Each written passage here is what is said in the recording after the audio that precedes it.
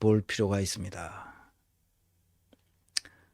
20년 반도체맨이 말하는 삼성전자 위기론 딥다이브 동아일보에서 10월 19일 날 이 내면 안 되는 건데 동아일보가 어쩐 일로 이걸 냈어요.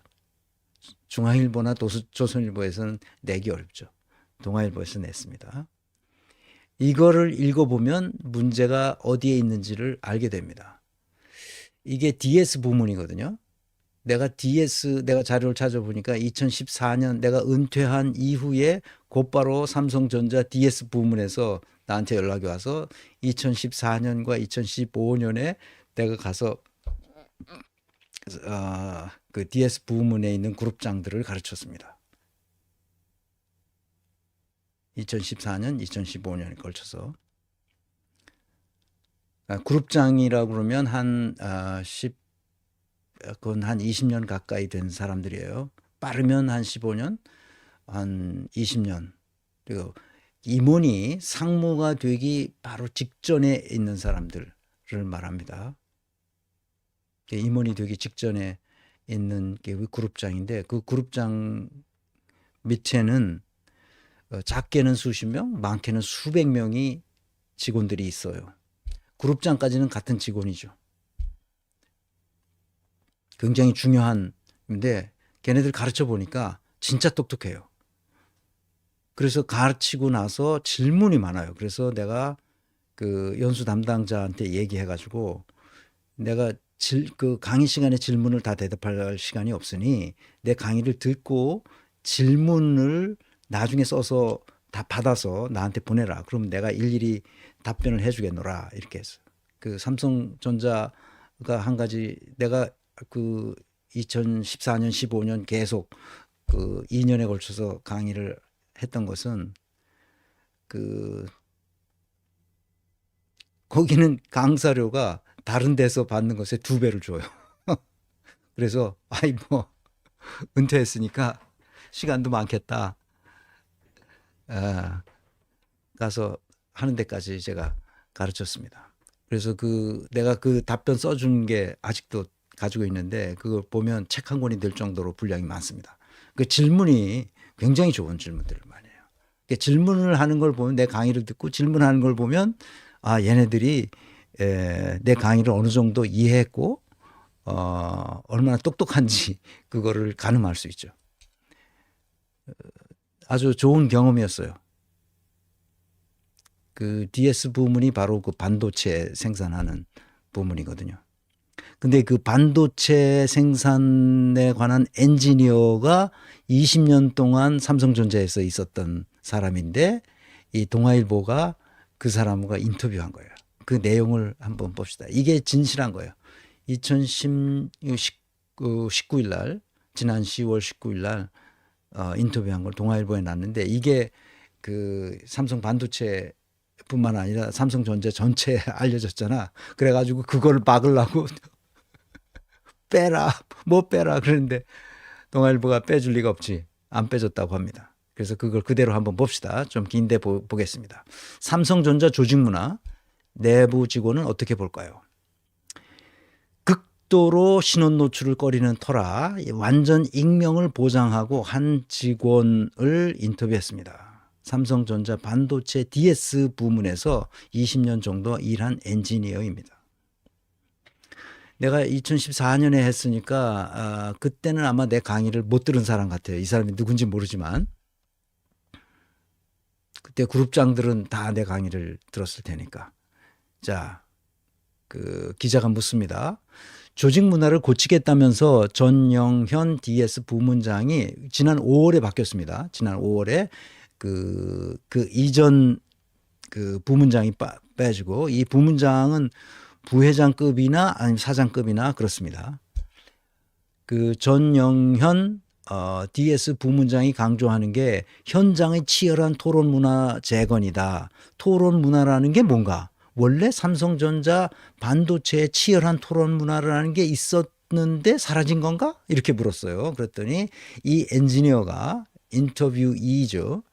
이 엔지니어가 초반 2010년쯤 즈음엔 있었다. 예컨대 문제점이 있을 땐 그걸 놓고 같이 가설을 세워서 이런 테스트 결과들이 그 가설과 어긋나지 않냐면서 다른 가설로 얘기하고 이렇게 서로 의견을 나눴다. 또 새로운 걸 해야 할 땐 이 방식이 좋을지 저 방식이 좋을지 장단점을 토론했다. 다시 묻습니다. 그런 기술적 토론은 당연히 지금도 해야 하지 않나? 잘 안 된다. 효율성, 즉 변화를 주지 않고 더 쉽게 할 수 있는 것만 하려고 한다.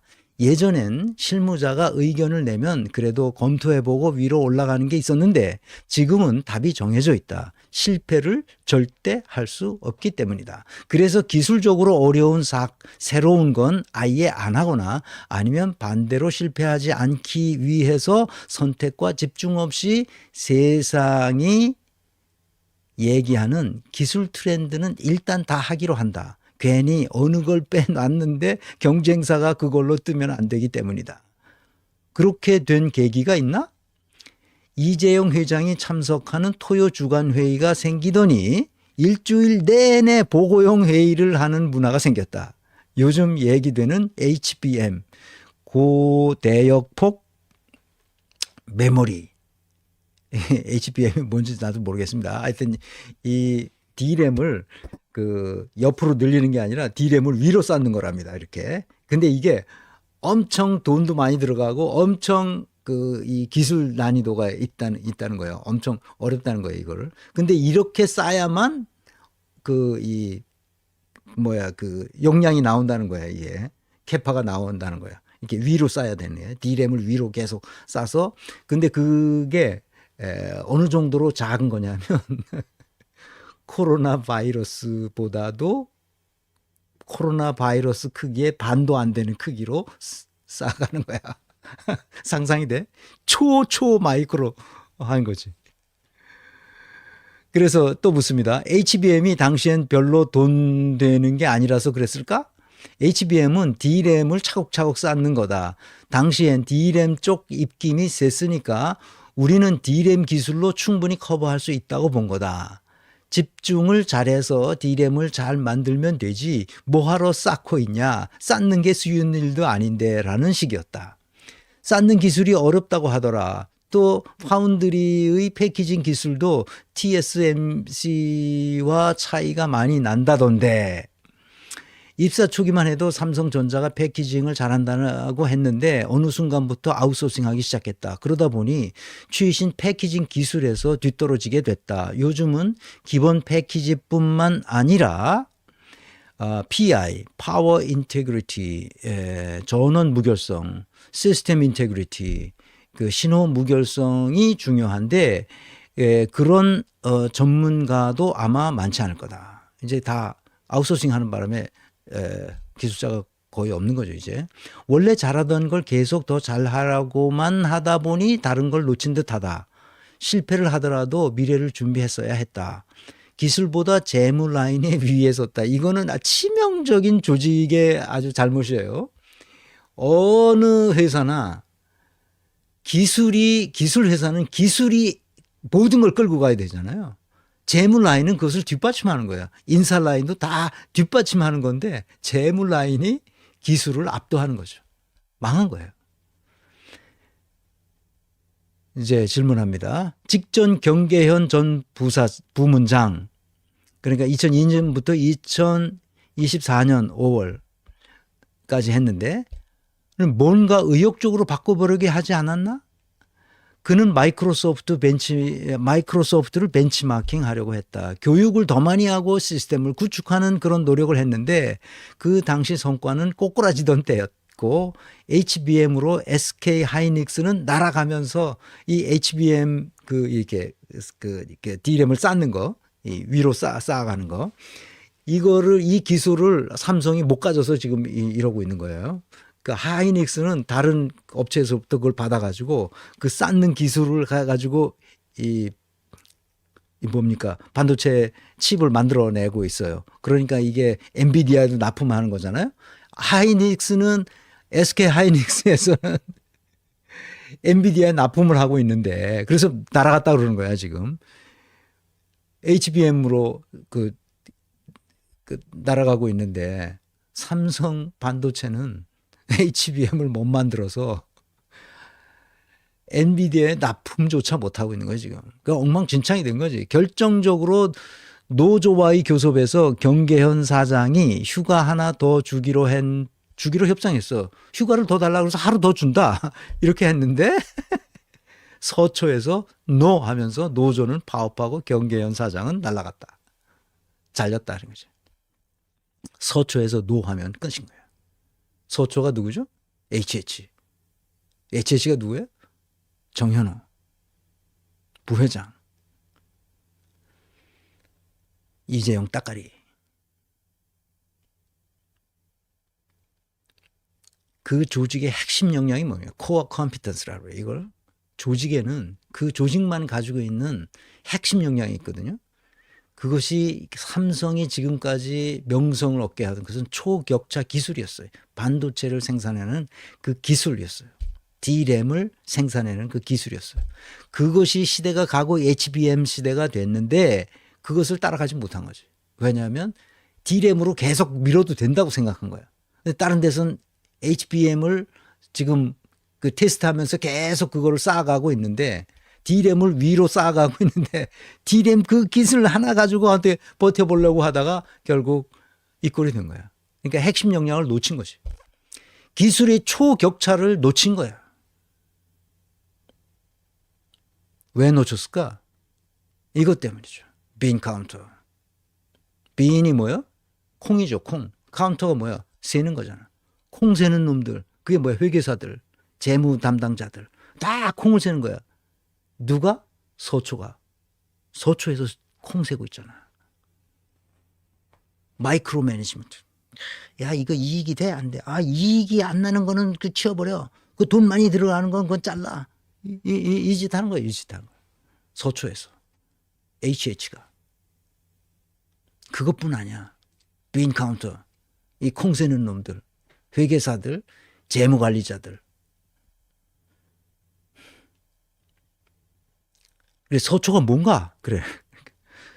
그 사업지원 TF, 즉 HH라고 부른다. 우리가 서초에 보고 올린다고 얘기할 때 그 서초는 HH다. 정현호 이놈이 아니고. 반도체 사업을 총괄하는 부문장이 결정할 수 없는 것도 상당히 많다. 반도체 하는 기술자들이 반도체 담당 DS 사업 본부장이 결정을 할 수가 없는 거야. 저기서 노하니까. 우리가 이거 하겠다 그러는데 그 돈 얼마나 들어? 이런 거 따지나 맨날. 그러니까 돈 이만큼 든다 그러면 하지 마. 이렇게 그걸 못 하는 거야. 이제 뭐 조직에 뭐가 문제인지 아시겠죠? 자, 그래서 삼성전자는 기술보다 재무나 법무 쪽이 더 힘이 있다는 얘기가 나오는 건가?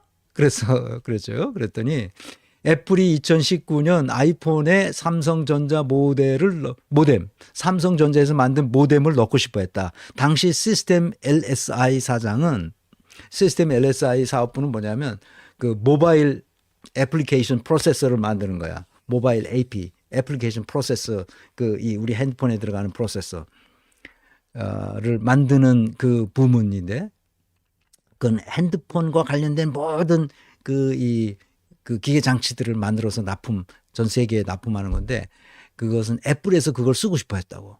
그래서 거기서 그 본부장은 넣으려고 그랬어요. 그래, 시스템 LSI를 만든 그 사장은 그것을 넣으려고 했는데 서초에서 노했어요. 아이폰은 갤럭시의 경쟁자인데 거기에 팔면 아이폰 경쟁력이 좋아질 것이라고 봐서 그때 공급했으면 우리가 퀄컴을 잡을 수도 있지 않았을까? 이렇게 생각한다는 거지. 지금 그 삼성전자의 문제가 뭔지 조금씩 알게 되겠죠.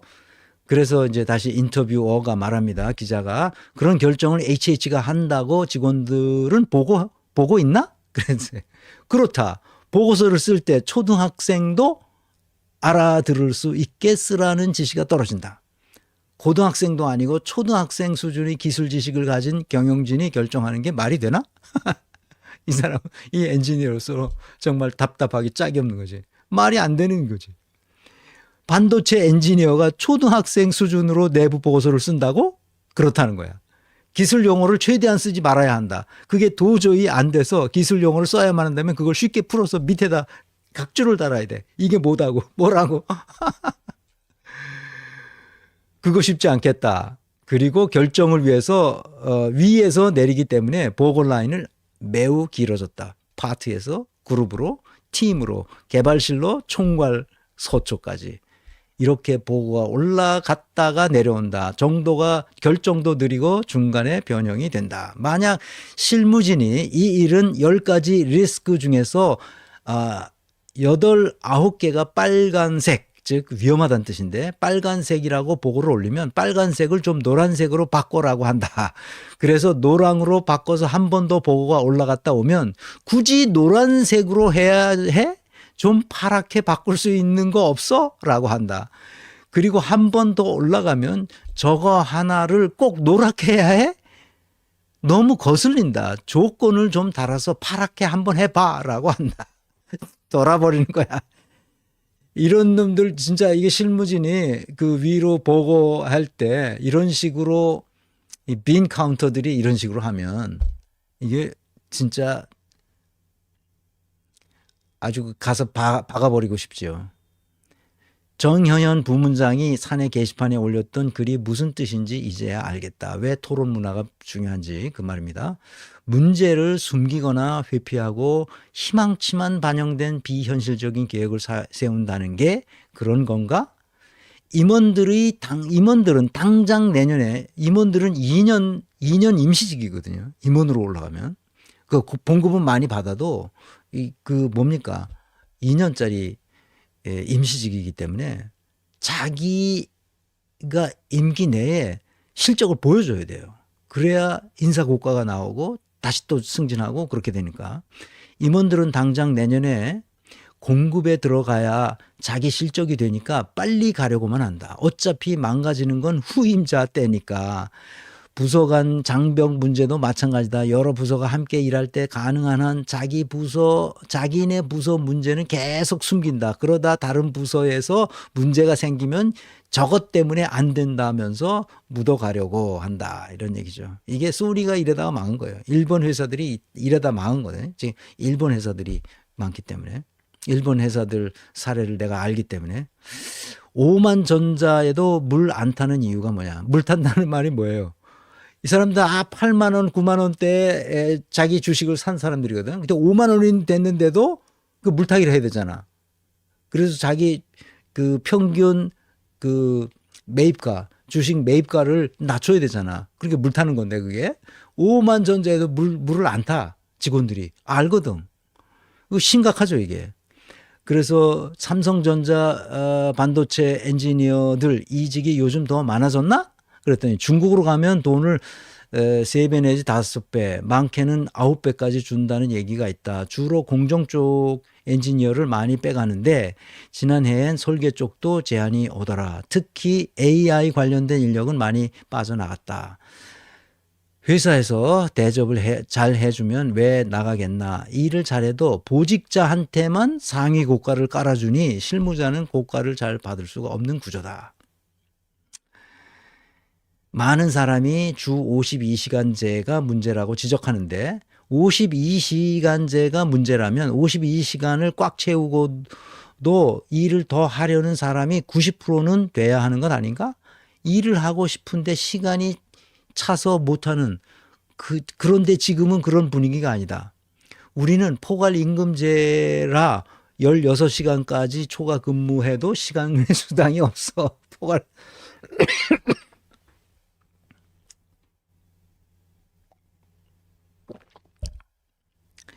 이 삼성이 어떤 상태인지 잘 알아야 나중에 이 솔루션이 나옵니다. 그러니까 젊은 직원은 내가 왜 공짜로 일을 하지? 라며 40시간만 채우면 가버린다. 52시간제가 문제가 아니라 차라리 그 16시간에 대해 풀어주면 시간의 수당을 지급하라는 뜻이에요. 풀어주면 10시간이라도 더 일하려는 사람이 생기지 않을까? 워낙 이런 분위기를 알아서 나도 8층이지만 8층이라는 말은 삼성전자 주식을 8만 원에 샀다는 뜻이에요. 그래서 추가 매수를 안 한다 이 말이야. 물타기를 안 한다 이게. 5만 원이 돼도. 삼성전자 반도체맨이 5만 원대에도 물을 안 탄다? 자칫 회사가 인텔 꼴 날 것 같다. 인텔은 거의 지금 이제 역사 속에서 사라지려고 하는 거죠. 그러니까 도시반이 뭐 이런 그 반도체 한다고 깝쩍대던 일본 회사들이 다 망한 게 이런 모습 때문에 망한 거거든요. 문제는 다들 어느 정도 아는 것 같다. 해법이 뭘까? 바꾸기 쉽지 않다. 경계현 전 사장이 시스템을 바꾸려고 했지만 그 아래 임원과 부서장은 지난 10년 동안 보신주의 문화에서 발굴된 사람들이었다. 그들은 뭘 알지도 못하면서 바꾸려고 하나 힘들다고 하고 아래 직원들은 바꾸겠다고 얘기는 했는데 실망했다고 하고 층층이 나누어 딴소리만 했다. 정말 바꾸려면 중간 관리자들을 대거 바꿔야 한다. 지금은 아예 결정을 안 하고 보고만 올린 뒤 저 꼭대기만 쳐다보고 있다. 원래 팀장이라는 건 거의 대개의 경우 사장급들입니다. 부사장이나 전무나 이런 사람들이 그 팀장을 맡아요. 다 임원들이죠. 임원들이 내가 책임질 테니 이거 해보자고 해야 하는데 팀장 본인이 난 아무것도 아니고 아무것도 몰라요라고 한다. 그럼 팀원들이 어떻게 힘이 나겠나. 지금 경영진이 보기엔 난 잘하는데 왜 밑에 애들은 치열한 토론을 안 하지라고 할 거다. 알고 보면 그동안 자기들이 보고받고 리젝트 시키길 반복하면서 나타난 결과다. 직원들은 토론해봤자 어차피 안 들어준다고 한다.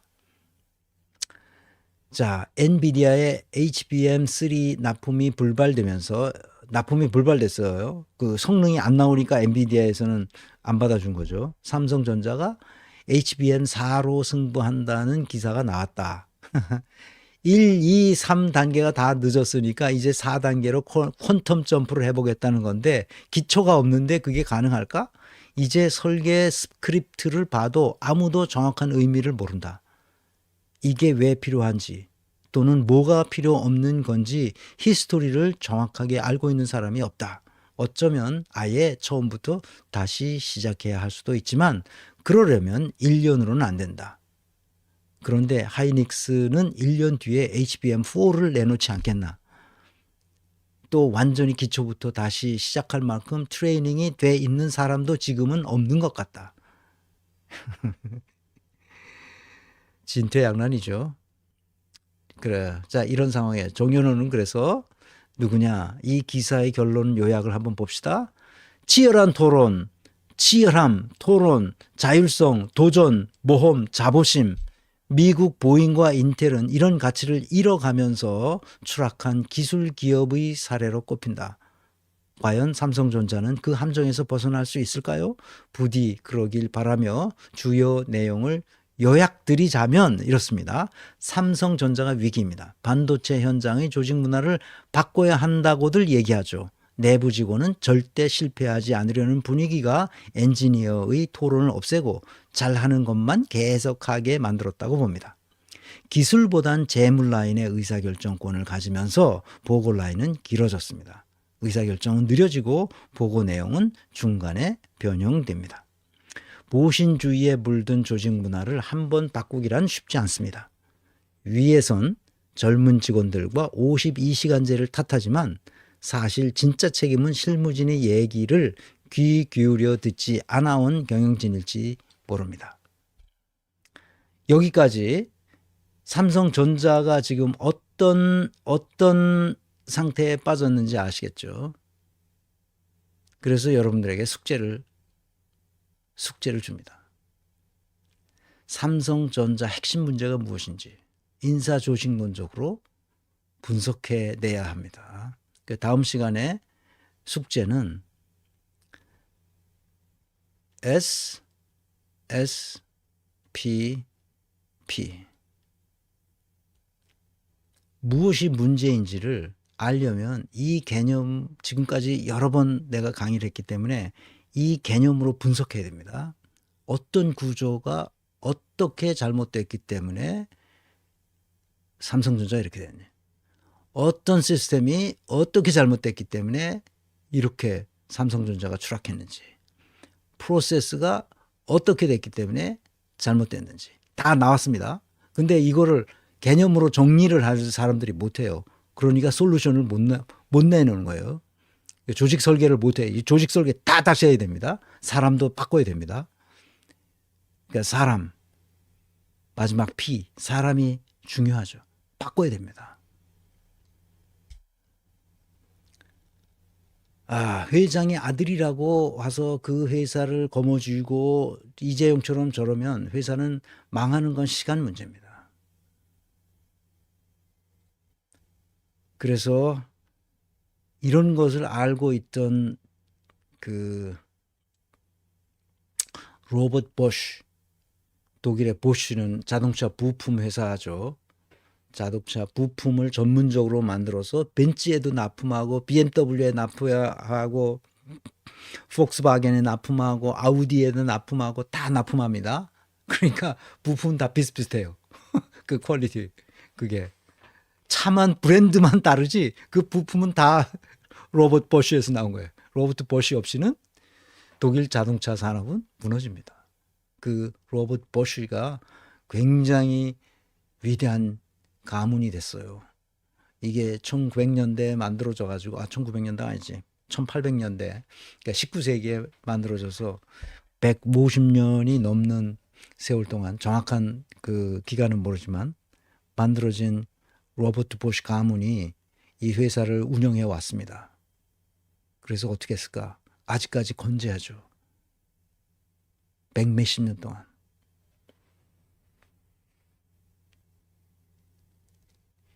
로버트 보쉬 가문은 경영에 참여하지 않습니다. 자기 재산을 들여가지고 재단을 만들었어요. 재단에만 참여합니다. 그리고 재단에 가족이 한 사람은 들어가 있지만 사실 실권이 없어요. 그러니까 로버트 보쉬 가문은 그 자손들이 그냥 자본가로서 행세하지 경영자로서 나타나질 않습니다. 그러니까 로버트 보쉬 재단에 그 사업을 성공시키 자회사가 여러 개 있을 거 아니야 부문이. 자회사가 여러 개 있잖아.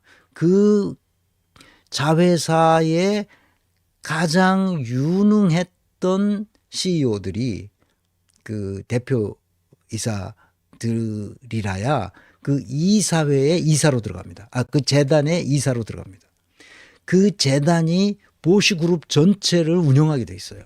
가장 유능한 사람이 재단을 장악하고 있어요. 다. 그래서 그 재단이 운영하도록 돼 있어요.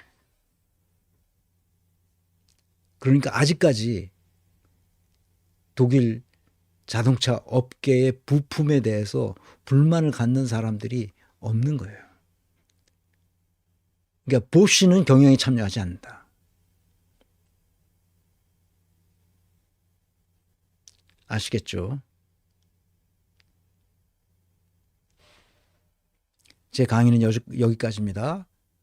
집에서 다음 토요일까지 이거 뭐 간단한 거니까 내가 수없이 얘기한 거니까 구조와 시스템과 프로세스와 사람으로 나누어서 어떤 문제가 있길래 그 삼성전자가 이 꼴이 됐는지 그리고 구조를 어떻게 바꿔야 될 것인지를 그 한번 해보시고 다음 강의 시간에 제가 질문할 때 여러분들이 한번 해보시기 바랍니다. 이런 걸 자꾸 해야 돼요. 자꾸 해야 돼요. 이 개념이 없이는 분석하라고 뭘 어떻게 분석하라는 거야? 모르죠 당연히. 아시겠죠? 오케이. 모르시는 분. 보쉬 전동 드라이버만 알아요. 하얀쪽 배님. 네.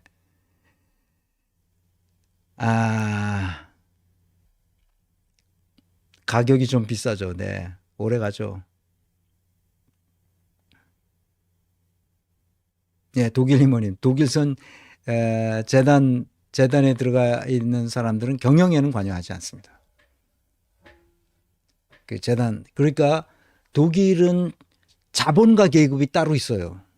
그러니까 이재용은 자본가 계급으로 살면 돼요. 왜 나와서 경영을 합니까? 자기 할지도 모르는 놈이. 그래서 회사를 망치는 거예요, 저렇게. 자본가 계급이 따로 있고 기업가 계급이 따로 있는 겁니다. 그 경영자 계급, 기업가 계급이 따로 있는 거예요. 자본가 계급은 경영에 일체 관여하지 않습니다. 우리는 자본가 계급이 없어요. 그게 문제인 거예요. 자, 제 강의는 여기까지고요. 자, 다음 시간에는 사례 연구 풀이를 여러 선생님들과 같이 해보려고 합니다.